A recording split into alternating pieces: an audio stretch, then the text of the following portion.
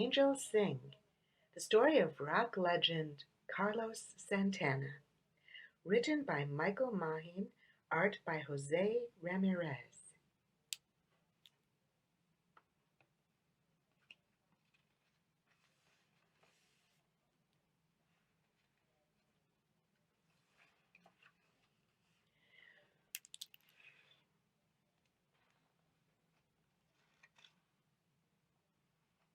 When you were born, your tia abuela called you El Cristalino, the crystal one.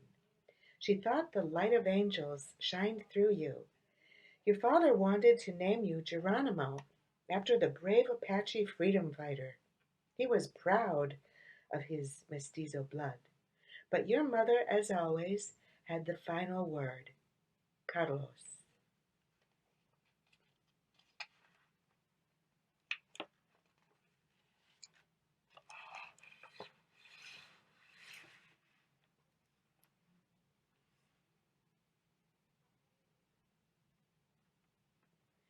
Your father, like your grandfather before him, was a traveling musician.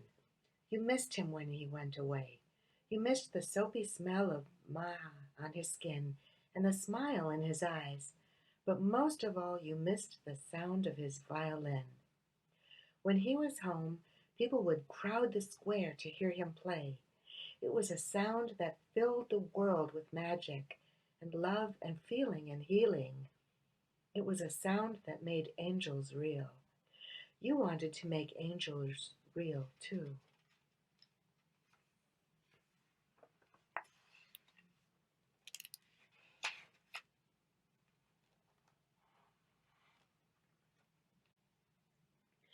First you tried El Clarinete, but the buzzy reed was too fuzzy for your nose.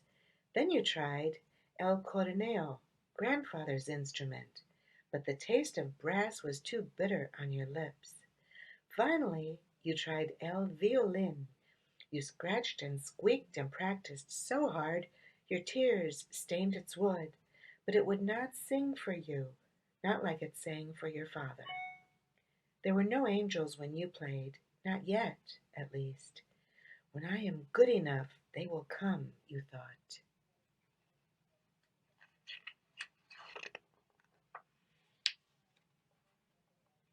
To you, life in Outland de Navarro was escondidas, hide and seek, played beneath the mesquite trees with your brothers and sisters.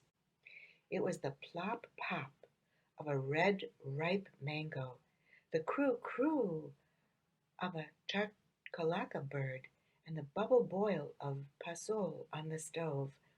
On special days, it was biznagas, sweets made from cactus, and alfajor, a kind of cookie made with dulce de leche. But life without running water and electricity was hard. And when the nibble sting of the chinches and pulgas became too much, your mother sold everything and took you to Tijuana.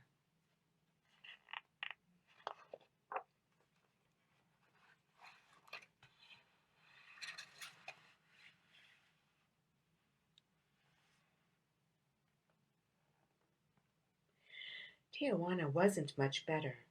Sure, there were fresh tamales and chilies and the orangey pipián and chocolate-like mole, but Colonial Libertad was still the ghetto, and you were still so poor. Soon you were dressed like a charo and played two violin for 50 cents a song. Bésame mucho, they said. Tourist music, you thought, but it was a way to make money. So your father forced you to learn more songs. Mozart, polkas, boleros, gypsy music. You must put your heart into it, he said. You could not. This is not the music my angels want to hear, you thought. This is why they do not sing for me.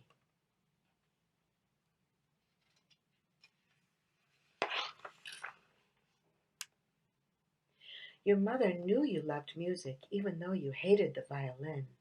One day she took you to Palacio de Municipal Park, with its bustling walkways and chiming carts. You heard the blues before, hmm. But you had never seen how the music was made. You had never seen someone play la guitarra, at least not like this. Your hair on your arm stood up. An angel's breath, you thought.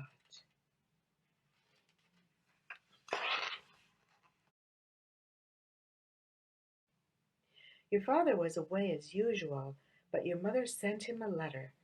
After saving enough money, he sent home una guitarra. It was battered and bruised and beautiful.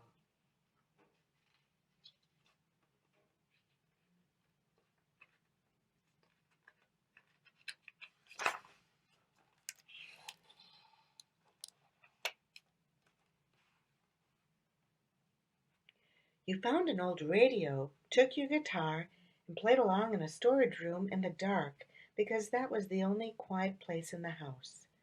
You closed your eyes and let your ears lead the way, and you taught yourself to follow the plunk of el piano, and the bounce of el bajo, and the sway of el saxophone, and most importantly, the groove of la guitarra. You collected the ingredients and marinated your soul in them, and learned that playing the blues was not about the color of your skin or which part of town you came from. It was about feeling the music. You did not put your heart into it like your father had said. Instead, you let the music put its heart into you.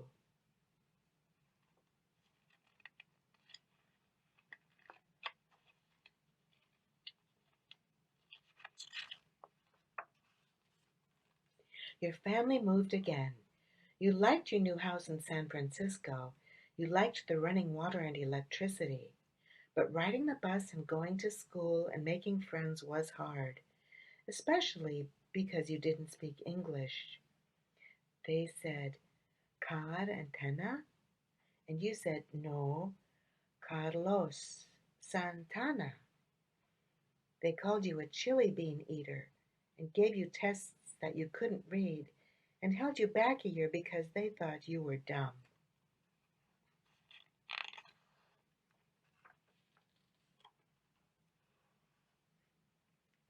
So you ran away, all the way back to Tijuana, just you and T Guitarra.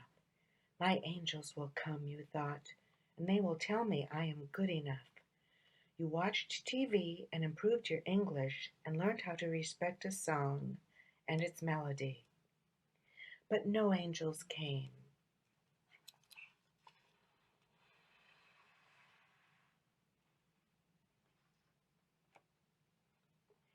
You started to wonder if they ever would. Still, when your family came to find you, you did not want to go home.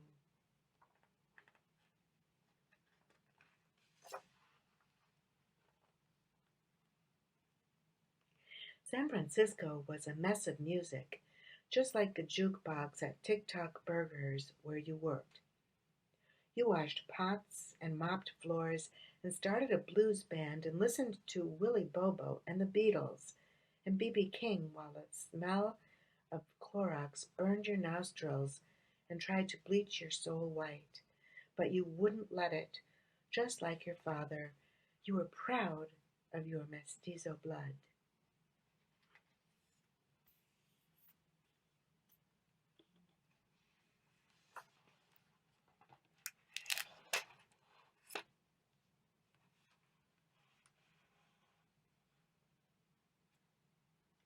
Your brother was living in the Central Valley. He was a campesino working the fields. Like so many migrant workers, he suffered under the cruel gear crush of exploitation until Cesar Chavez and Dolores Huerta started fighting back. Yes, we can. This helped your brother, and even though you weren't there, it helped you too, deep in your soul. If they can, I can, you thought. So you kept playing and practicing and searching for your sound.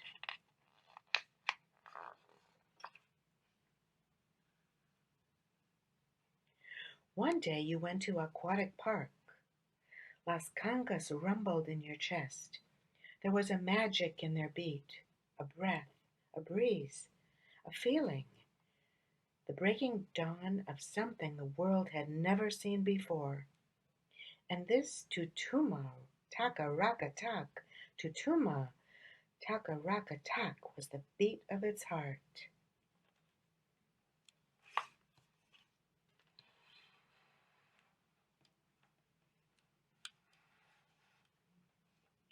Maybe this is the music that will make my angels sing, you thought. So you took the soul of the blues and the brains of jazz and the energy of rock and roll, and to that you added the slow heat of Afro-Cuban drums and the cilantro-scented sway of the music you'd grown up with.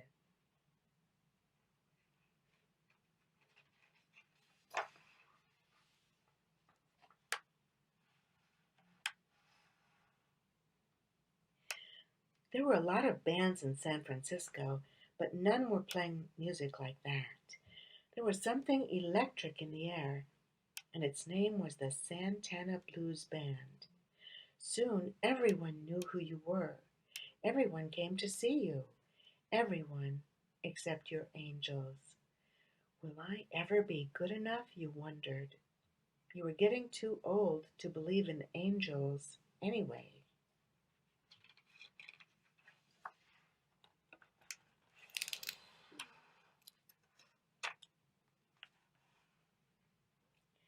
All around you, the nurturing light of possibility was beginning to glow. Martin Luther King Jr. was changing the world, and young people like you were too. You were taking your hearts and coloring them open and making the world a better place.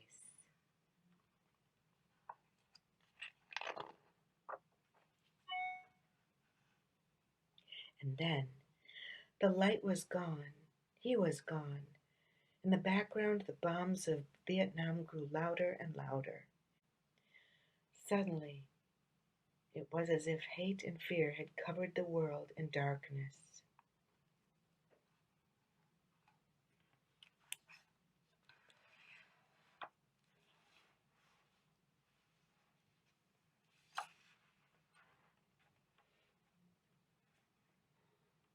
But you knew music was a light.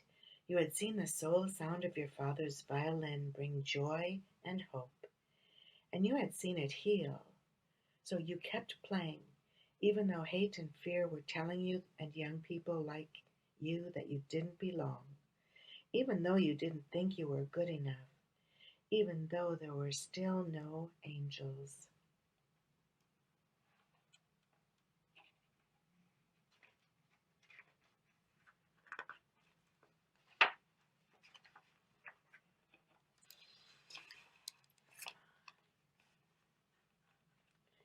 The Santana Blues Band was big in San Francisco, but there in New York at the muddy Woodstock Music Festival, you were unknown, unsteady, and scared. But on that day, in front of more than 400,000 people, you didn't know. You took the stage anyway. You looked out into the audience, hoping for a miracle, hoping for something to tell you that you were good enough, hoping that you had been wrong to stop believing in angels. But there were no angels out there. There had never been angels out there, and suddenly you knew why.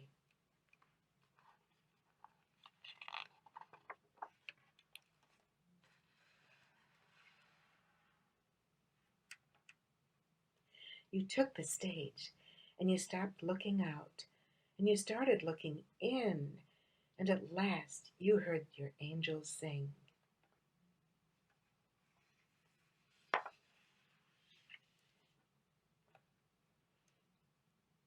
On the heels of his career-making performance at Woodstock, Carlos Santana became an international music star.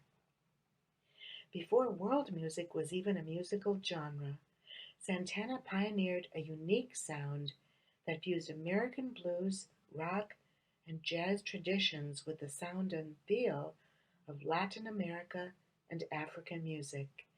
Santana's band, like his music, was always multicultural.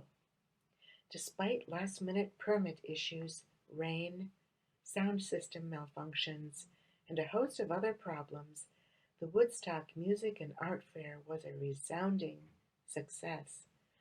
Attended by more than 400,000 people and host to performances by the likes of music legends Jimi Hendrix, the band, Sly and the Family Stone, and Janis Joplin, it endures as a defining moment in American cultural and music history.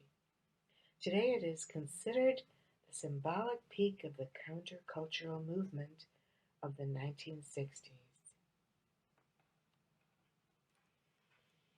And there you have the story of Carlos Santana, rock star and music legend, in When Angels Sing, the story of rock legend Carlos Santana. Hope you've enjoyed this read aloud, and we look forward to doing more programs with you in the near future. Thank you.